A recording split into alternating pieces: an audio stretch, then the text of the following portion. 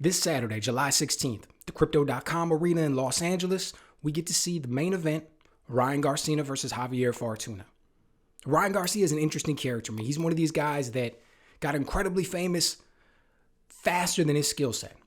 He got really big and super popular, but it wasn't always necessarily for things that he did inside the ring.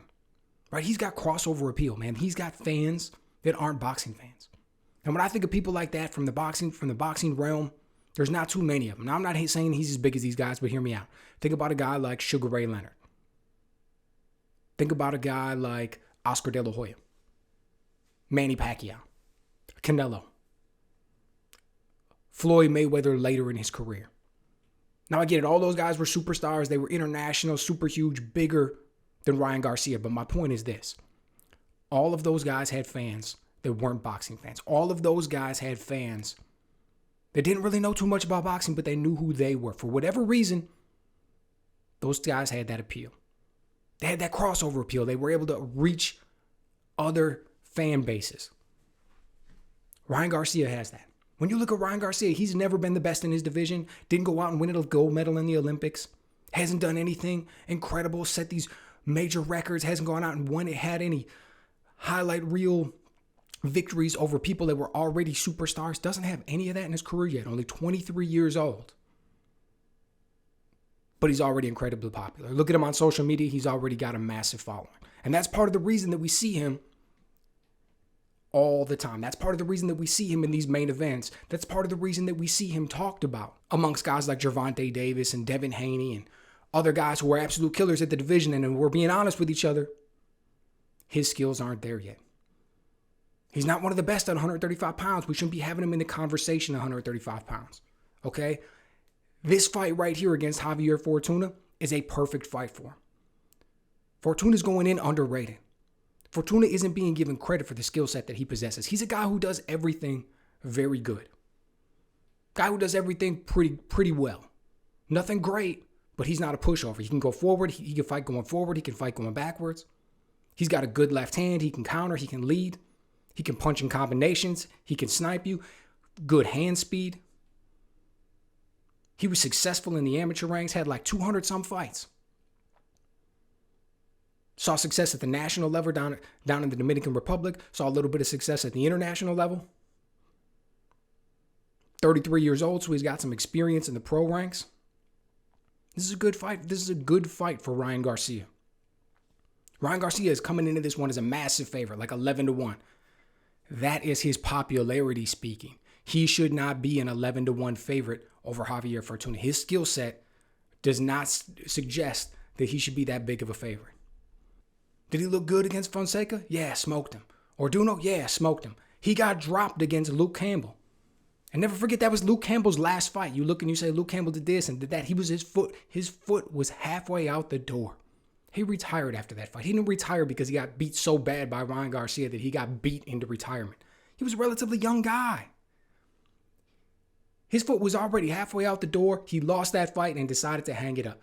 That's who Ryan Garcia got the victory over, but that's also who he got dropped by. Went out there with his new trainer against Emmanuel to go. Didn't look great in that fight. Came out with the victory, but didn't look great. That's the type of opponent that he should have looked great against. Now, this will be his second fight with the new trainer, Joe Goossen. I'm a massive fan of Joe Goossen. I think he's incredibly knowledgeable. I think he's done great work with fighters in the past. I think that if he really puts the time in, that he can get the most out of Ryan Garcia. I don't know what Ryan Garcia's ceiling is. I don't know how high he can go. Can he end up being the best of the best of the best? Maybe. Maybe not. Is he just going to end up being very good? Is he going to end up being middle of the road with superstar popularity? All of that is yet to be determined. He's only 23 years old. But I believe that if he stays dedicated and he stays focused, that Joe Goossen will be able to get the most out of him. He'll be able to help him reach whatever his full potential is. He'll be able to help him reach that. Now, look, we all see the Instagram reels and stuff on TikTok and all these other different social media services about how Ryan Garcia is training, how good he looks. He's incredibly gifted athletically. Super fast twitch muscle fibers, explosive, hits really hard, great eye-hand coordination, amazing reflexes. He's got it all. But that isn't the same as having fight IQ. That isn't the same as actually going in there and knowing how to fight. And in a lot of ways, he's still missing all of the nuances that make you elite. He's missing all of the little things. He overextends, doesn't work behind the jab good enough, doesn't know when to retreat and when to stay, doesn't know how to work angles properly, gets himself out of position offensively and defensively. He can stand his ground and counter good, but can he back up and counter well? Does he flow good enough between offense and defense? Those are all the things that separate the elite from everybody else.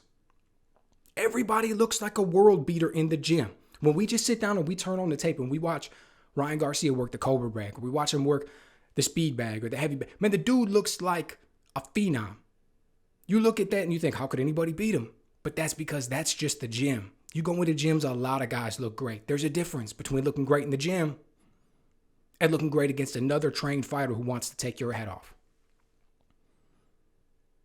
So like I mentioned, Ryan Garcia is like an 11-1 favorite coming into this one. That is ridiculous to me.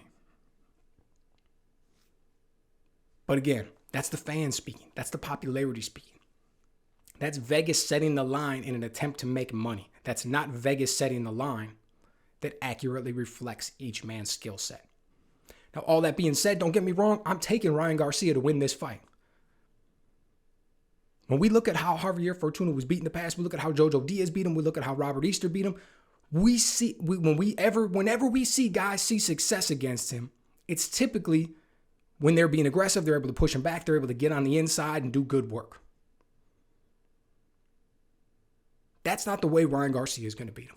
Ryan Garcia is not going to be able to do that. He's not going to go in there and have this incredibly high work rate. He's not going to go in there and push you back and beat you up. Not the way, it's not going to look like how Jojo Diaz beat him.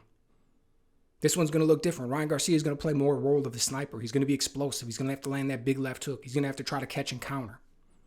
And he's going to have to be careful. He's going to have to use a lot of feints because Javier Fortuna knows how to fight. But at the end of the day, I think Ryan Garcia comes out with the victory. I think there are some rough patches in this one. I think Fortuna wins some rounds. I think there's some controversial or swing rounds that could go either way. But I think Garcia is able to come out with the victory. I also think that we see some improvement in between his last fight and this one through his continued work with Joe Goossen.